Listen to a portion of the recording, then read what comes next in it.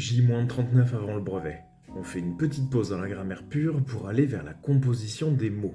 Déjà, je te rappelle qu'un mot, quand on te demande de l'analyser au brevet, il peut être créé de deux façons.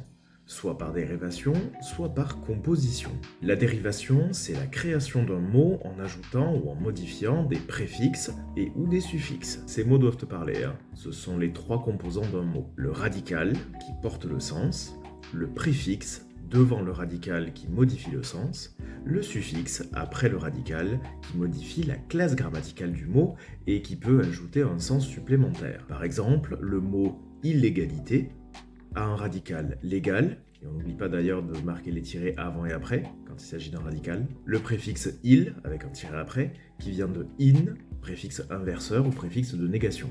Et enfin le suffixe it avec un tiret avant qui permet de créer des noms. La composition, c'est un autre phénomène qui consiste en une fusion de mots pour en créer un nouveau.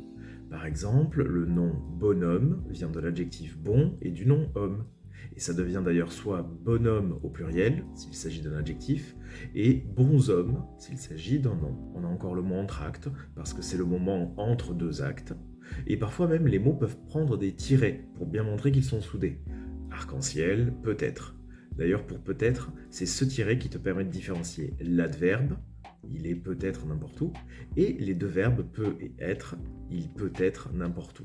Parfois, on a encore des mots sans tiret, comme dans pas mal de locutions, comme tout de suite, quelque chose, à côté d'eux.